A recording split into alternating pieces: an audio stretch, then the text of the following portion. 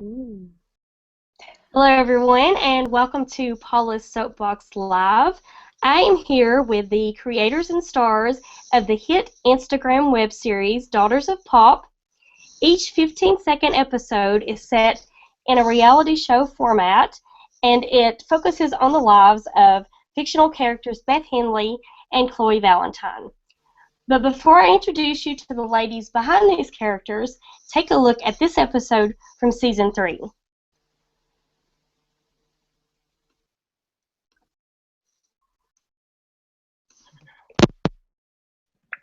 is on TMZ. How could Harvey do this to me? I am so careful. How did this happen? I don't know. I was with you the entire night except when you went in the coat room, and apparently you were not alone in there. I don't want to think about it.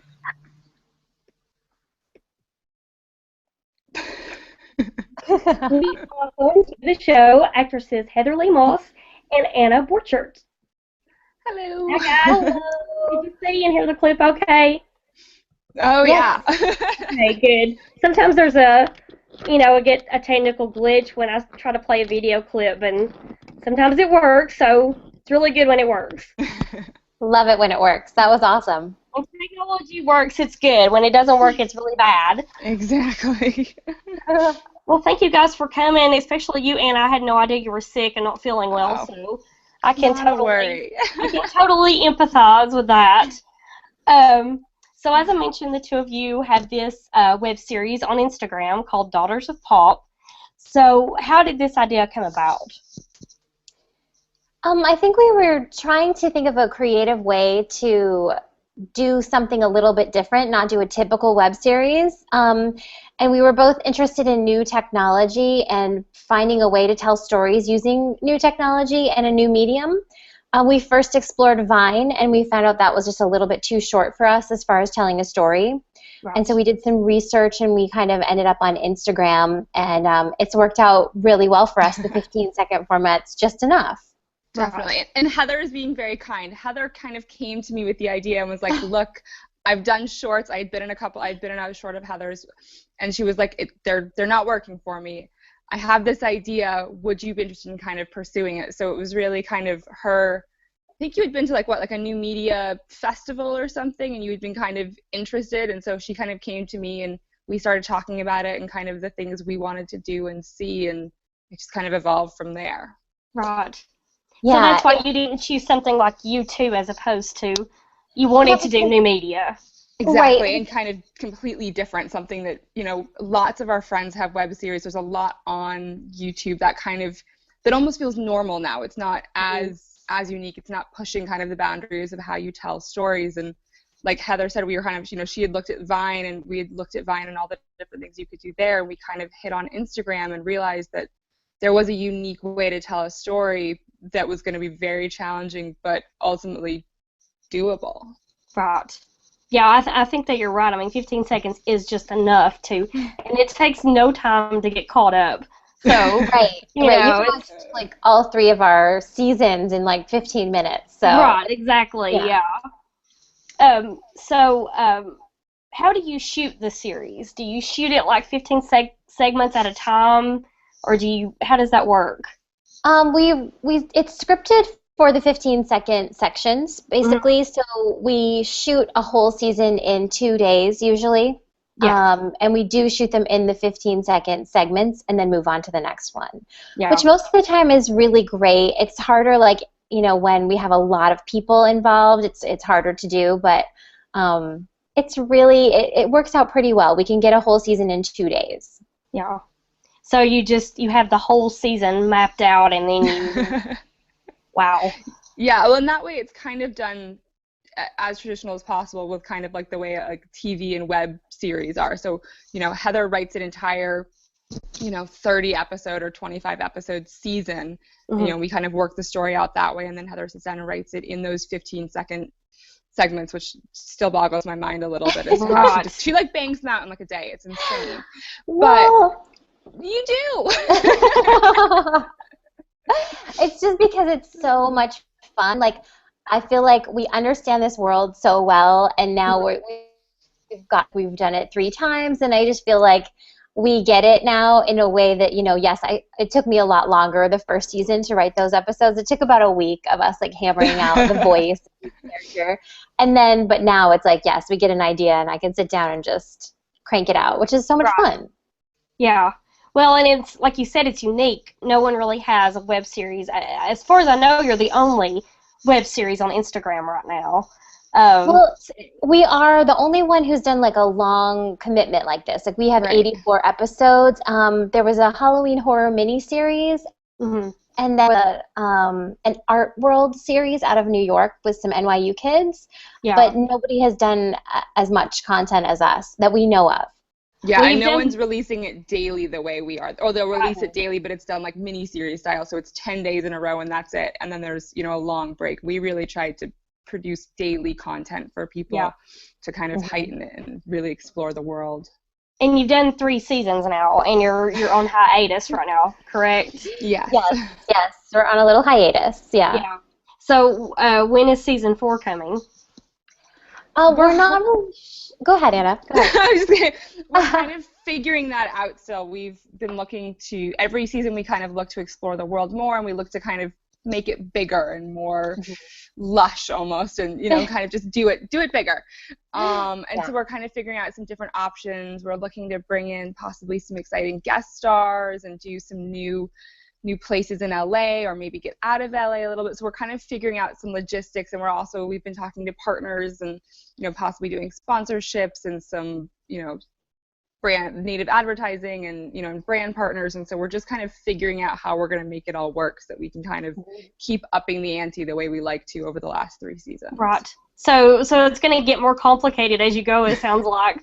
It does a little bit, but I think that's kind of true to the world that these girls live in, because they live in this world of celebrity and pop stardom, so we have to be able to keep up with that as far as our production values go, and that's been a challenge, so if we expand the world or take them on a trip or something like that, it has to be, it has to be absolutely right. And we love the way the story is kind of right now. Everything's all tied up neatly in a little bow. And so if we're going to untie that and do it, we want to make sure that we do justice to the things that we've created so far. Right. Well, this would be a good opportunity for each of you to tell everyone about your characters a little bit. So, do you guys want it? Okay. Sure. So I play Chloe Valentine. She is the kind of fashionista, second skin celebrity in a sense from her mom is one of the leads in an unnamed late 80s, early 90s pop group that was super big and then kind of declined a little bit and is possibly having a resurgence, and we're not really telling anyone who the moms are for a couple different reasons. Chloe, for the last 3 seasons, has had definitely her share of boy drama. There have been a couple different guys in her life and some scandal that's happened. So she's definitely someone who lives big and, kind of works hard, plays hard, loves hard, and has, like, the best friend ever to, like, kind of back her up on all things and, kind of be her cheerleader and also the person that kind of, like, gets her back in line. Yeah, Beth, the character that I play, is definitely more maternal of the group and more stereotypically responsible, I guess you would say, though she does have her very flighty moments for sure. And she enjoys, having fun and living as if she's Chloe, but she's just a little bit more grounded and a little more down to earth. And she doesn't have quite as much experience with boys as you see in season 2. I've noticed that. Yeah, she's a little awkward, but you know what? It's fun. It's fun. Yeah. So do you draw your inspiration for these characters from any real life, like, sort of pseudo-celebrity people? Actually, I didn't really think about that when I was starting to write. I was more interested in the resurgence of a certain female 90s pop group that was kind of happening at the time when I was writing. And I thought, we're so obsessed with celebrity culture that if these women had, younger daughters, they would be running all over town taking advantage of that fame. And it just sort of this is not a slight against Los Angeles in any means, but there's definitely like that culture of like, well, I'm the child of someone famous, so I get treated like I'm famous, even though if they were walking down the street somewhere else, no one would know who they were, you know. Right, exactly. So I like that idea of Chloe thinking she was super famous and you know, that. Yeah, and we've also kind of, you know, we've seen so many reality shows that feature families that have fame associated with them, and they have, you know, and the kids, and you kind of see what the kids deal like, you know, with dealing with their kind of celebrity through the family, and then as the reality show happens, that kind of like makes them reality show famous. And in LA, there's a lot of that. But it also is interesting to see how it translates into like kind of the greater world. So we kind of definitely had a lot of influences. You know, we watched a lot of episodes of Keeping Up with the Kardashians and The Simple Life and all of those different, you know, the Aussie one, like all of those different shows that kind of show family dynamics and children of celebrities and how they kind of live in this weird, not famous but famous world, and then they sometimes become famous because of the reality show. Right. So the last count that I had, you had over 19,000 followers on Instagram, which is insane. I mean, are you surprised by the success of the show? I mean, yeah. Yeah, go ahead, Anna, answer that. I mean, I just, like, yeah, I guess, because, I mean, we really hoped that it would be something that would resonate, obviously, and, you know, we kind of put it out there to see what it was like and whatnot, but there is something still kind of surprising of, like, we post a video and, you know, it starts getting hits, or, you know, we follow somebody and then all of a sudden we get 500 followers back, and it's just, it still kind of boggles my mind, but it's also really nice, and it definitely is something where we kind of targeted who we thought would be interested in the show and kind of what that world entailed, and we did kind of try and cultivate things that would be appealing and cultivate our demographic, in a sense, cultivate our audience, that we would kind of be ready for them and the way they shared things and talked about things. So there was, you know, we definitely planned for it, but, you know, it's still kind of exciting when it actually happens. Yeah, I mean, that's a lot of followers. Do you have in your head like an idea of how many seasons you would like to do? I don't think there's a definite end point in my mind yet. I mean, I would like to keep growing this series and keep going with it. It's still very fun and challenging for me, both as a writer and as an actress. So as long as we're feeling creatively satisfied by it, I think it's worth pursuing, because it is so different and so new, and I think there's still a lot of people out there who have never even heard of it, so I'd like them to see it. You know. Well, people that are not on Instagram, I know that you don't have to be on Instagram to watch it, but a lot of people who are not on Instagram probably have never heard of the show. Right. So, yeah. Go ahead. Well, and that's true. That's something that we didn't really think about in the beginning, because we thought about being so unique and different, being only on Instagram, and I feel like that was perhaps one of our marketing challenges, is now we're trying to broaden our audience, and so we have a presence on YouTube now, and we have our videos on our website, obviously, but, you know, we didn't really push that. So that's the next challenge, I think, for us as well. Right. Well, how did the two of you meet and decide to start collaborating? We met in a class like a few years ago here in LA, and we worked together a couple of times, and when I had this idea for the show, I just knew Anna was right for the part of Chloe, and so I went to her and was like, hey, let's work on this, you know? And it worked out. It did. We got very lucky, because this has definitely been way more work than I think either of us thought. And, you know, we kind of expanded the world and brought in all the social media. And so we ended up I was looking at a phone bill recently and, like, looking at these, you know, like 200-minute calls that Heather and I would have, and then, you know, those would be like every 3 days, and, you know, I was constantly at our house, and there was just so much. I mean, like, still we'll send like 15 emails a day. There's just so we got lucky that we, you know, artistically we work well together, but we also work well on, like, the business side of it, that I don't think we were really anticipating how much business we would have to do to create this and to kind of push it to, like, the levels that it's gotten and where we hope it will go. So absolutely, we got very lucky. Yeah, I agree. I think we really got lucky, very lucky. But we've also worked really hard. So it's a combination of both of those things.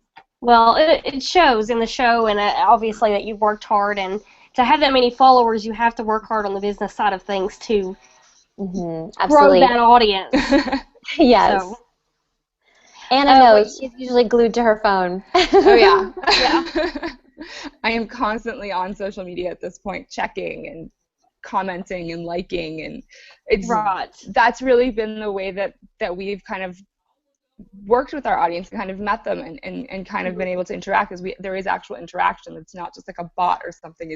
It's me and it's Heather, and it's us commenting as the characters and commenting and sharing and kind of responding, because we really really wanted to build a community around this show, and especially a community for girls and for women, because that was kind of the demographic we had. We saw that a lot of our audience was 14 to 20-year-old women, girl, that like that age range, and we really wanted to make this a positive community for them as well. Yeah. And so therefore we had to kind of be there doing all of that work. Well, Yeah. it is, as you mentioned, a multi-platform show. You're tweeting as your characters too, so that might be time consuming. Yep, that is very time consuming. It is, because we've also been tweeting as the other characters as well. Right. So it's a lot. It's a lot of work, but it's worth it, because, like Anna was saying, it does really help us build a community, and it does definitely drive viewers, I believe, to the show. Yeah. So Yeah. and it's also important. One of the things we talked about with the show is creating that community, but also creating a positive role model almost situation for girls of female friendship. We didn't want this to be like a dragging each other down kind of show. We really wanted this to show a real friendship and how that evolves over time, despite the challenges. And I think that's something that we can both be really proud of with the show. Yeah, definitely. Yeah, I agree. It's definitely, you have that female bond there, so it's not like two females, one trying to bring the other one down or whatever. So it definitely comes through on the show. Well, you work well together, but you've also done some individual things separately. Anna, one of your most recent projects was a series called Mike Stone. What can you tell me about that? Yes, Mike Stone is kind of a film noir web series, and I play one of the femme fatales in the pilot. So when you kind of are introduced to Mike, and he's an actor who is kind of approached by all of these women who don't really understand acting, and they don't understand the world. So it's a little bit of a satirical noir infused web series, and kind of you see these women with their problems, and he's kind of setting them straight, almost like a private eye in a 40s film. So it was very fun to kind of be both comedic with it, and also kind of have to fit the genre of noir, and have the voice and the dress and all of the light and the shadows. So it was these dual kind of working mechanisms that were really fun to do, and I'm very excited for it to come out. Hopefully in the next month, I think, is when they're looking for that to premiere. I mean, is it going to be on YouTube? Yeah, it should be on YouTube, Okay. or it'll be on if they may create a website and do it that way, so they're not Okay. beholden to YouTube. Well, you were also involved in a short film called Salamander, which went to the Cannes Film Festival this year. So how has it been received? It's been really good. It's been really interesting. When they did Salamander, Ann Woods, actually, who's our producer for our Daughters of Pop, was the lead in Salamander, and she kind of had approached me about playing this role, which was kind of the other woman, and I was kind of like, okay, like this is fun. And then I had an opportunity to go to Cannes, and I kind of had mentioned to her that we could submit the film and see, and it got into the Côte de Montrage, which is not the competition side, it's more the market side. And so I kind of got to go and bring it and be the representative and talk with people about it. And we still get emails to this day of people asking if we want to submit it to this thing, or sending us, do we want to put it here? So it's been kind of cool. It was one of the first international things that I kind of got exposed to through that. So it was a really different learning experience to kind of see what applies in international cinema that's not interesting in American, and vice versa. So it was a very cool project. I really enjoyed it. And it is available online for people to watch, correct? They've put it up. So it's up there, and it's there. Well, Heather, you've done a lot of impressive commercial work. Oh dear. Let's see, you've done Sun Chips, Skechers, Mm-hmm. American Express, just to name a few. So, what have you learned from those experiences? I learned that I have this quality that comes across on screen as so maternal that I didn't know that I really had, because it seems like the second I landed in LA, people were trying to cast me as a mother. So I was like, what is that? What's going on there? But I also learned that there's, a platform for everything. A lot of those commercials started out as specs and then ended up getting, picked up and put on the air. So it kind of gave me the insight into the production side of things, which I had never really done in New York. So getting here to LA and realizing, hey, I could just get a crew together and do this myself, that was kind of the biggest lesson, I think, of working on those. Yeah. So have they helped you, I guess, get more work as a result? Yeah, absolutely. And it also just gave me the confidence to produce, I think, and say, you know what, I know these people, I can get them together and we can make this happen. And, I'm not satisfied sitting around waiting for the phone to ring, so Right. I would much rather be proactive and be out there working on something that I love. Yeah. And fortunately, there's so many ways to be proactive and put yourself out there and put your artistic side out there, and Yeah. so many more opportunities that way than there used to be. So that's good. Absolutely. So can you tell me about I was a teenage superhero sidekick?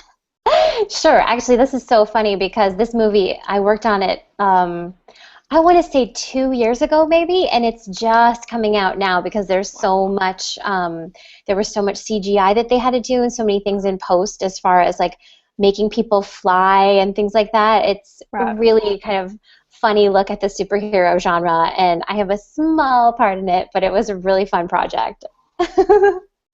So you also did a short film called TikTok that you co-wrote. Yes. So can it be viewed online now, or is it not out yet? Yes, that's available online. It's on YouTube for sure, because it's already been in film festivals. So it's out. It's available. And it's very over the top and very comedic. It's a sort of satirical look at those drug commercials, like for pharmaceuticals. Right. And those side effects are really explored in it, and it's quite hilarious. Yeah, those commercials are hilarious in themselves. So True. Yeah, it was a genre that was just ripe for the picking. right. Well, going back to Daughters of Pop for a second, Heather, your husband, Chad Lehman, is the director of the show. So what's it like to be directed by your husband? It was actually really easy and really fun. I really enjoyed having him on set. He helps me stay calm and relaxed. I get really excited and overwhelmed sometimes. So it's nice to have somebody there that you just really trust completely behind the camera and who understands what you're going for visually. And he has such a good sense of this world because he basically saw it being built from the ground up. So.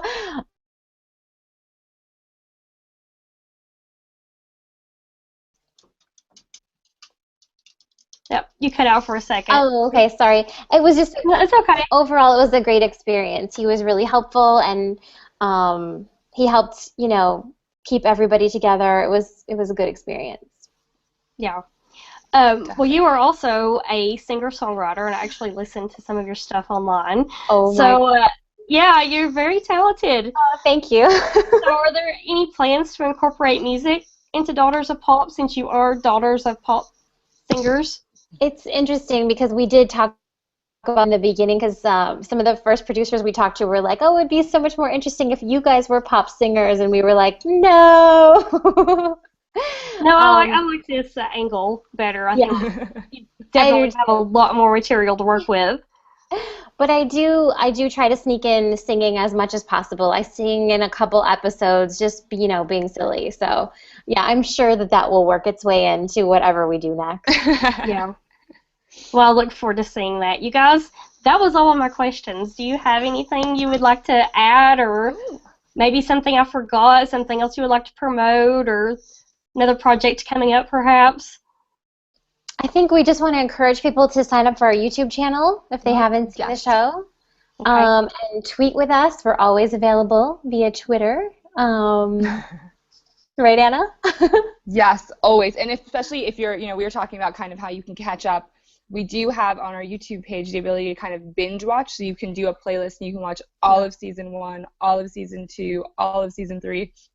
We also have bonus content in there from like kind of in between, and those were kind of like outtakes and some additional kind of non-story but kind of reaction stuff, almost like confessionals from the perspective of the characters. And we're looking to do some actor behind the scene questions that we'll put up there as well. So there's definitely a lot that we're looking to do. So there'll still be content even though we're on a little hiatus right now, and it's all going to be on YouTube where you can kind of get all of it, and then certain parts will be on the Instagram page. Yeah, that's good. And, it's, I don't want anyone to get intimidated by the fact that it's 3 seasons, because it's not like you're going to have to sit down for a whole weekend and watch 3 seasons of Daughters of Pop. It does not take long at all. With 15 seconds an episode, it goes by quickly. So, Exactly. And it's a very fun show. So, very entertaining. Thank you. People definitely need to check it out.